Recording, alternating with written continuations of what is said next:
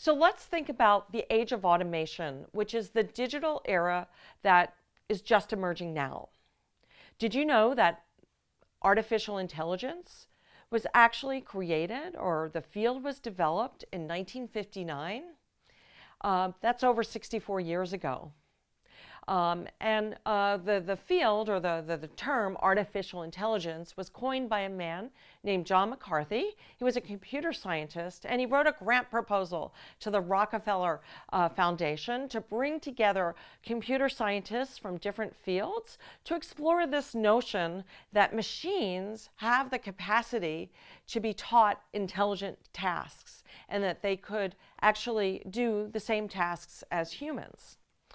So that was like the first definition of artificial intelligence, and of course it's evolved. It's very sophisticated today. There's many different types of artificial intelligence, and it does get confusing. You know, there's robotics, there's machine learning, there's deep learning, there's neural networks, and I'm not going to give you a dissertation on all those different types of technologies, but I'm going to give you a very simple definition of what it is. So artificial intelligence is the ability for machines, in this case computers, to exhibit intelligent behavior. Now, what is intelligent behavior? It's basically pattern matching. And pattern matching, all of us are probably very familiar, especially if we're parents, trying to teach our children to read and write. So I remember with my children, when they were very young, I would show them an apple, and I would say apple, and my child would say apple. And so that's pattern matching. They're learning the word to match it with the actual item. So that's what basically artificial intelligence is. So artificial intelligence requires 4 ingredients.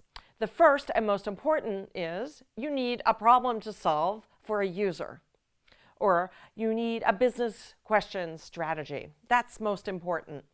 Then you need data, and you need lots of data. And it needs to be relevant data. It needs to be complete data. It needs to be what we say clean data. Then you need an algorithm, and I'm sure you've heard this term when in the media. You know, an algorithm. We have algorithms on Facebook that determine what we see in the news feed. But at its very basic, an algorithm is a mathematical equation like 2 + 2 = 4. And finally, you need the tools. You need a computer, or a camera, or a speaker.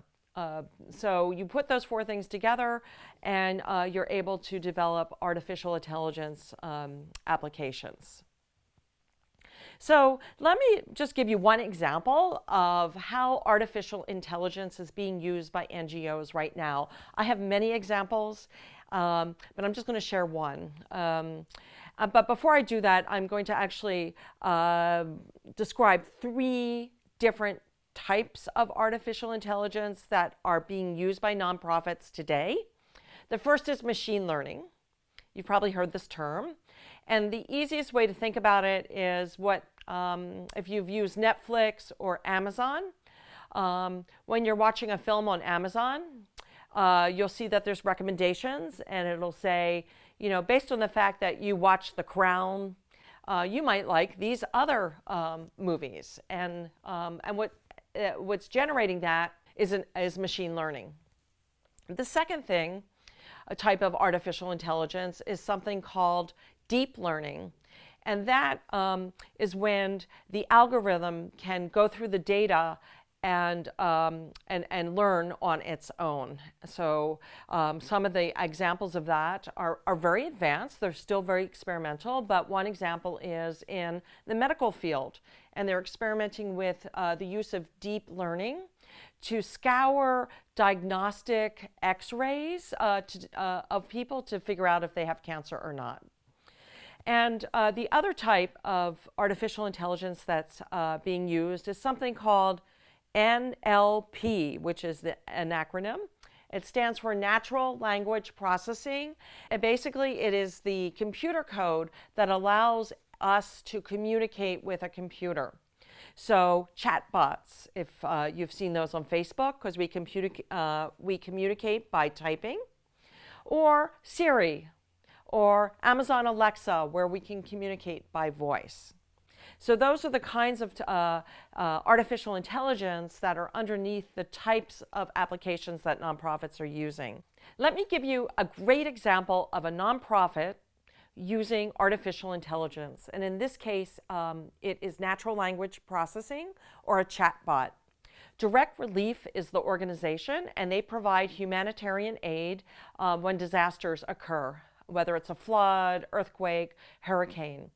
And 2 years ago, a hurricane hit the region, and people flocked to their Facebook page requesting information. But since they only had part-time help for social media, they could not fulfill all the requests when there was an emergency happening. So they asked the question, how might we solve the need to give our users information when there is a disaster? So they decided to pilot a Facebook chatbot that would deliver information to people who were requesting it during an emergency. And the benefit was that they could serve more people because it was automated. And by serving more people with this information, they were actually saving lives. So in this case, the artificial intelligence was providing an important benefit to the organization.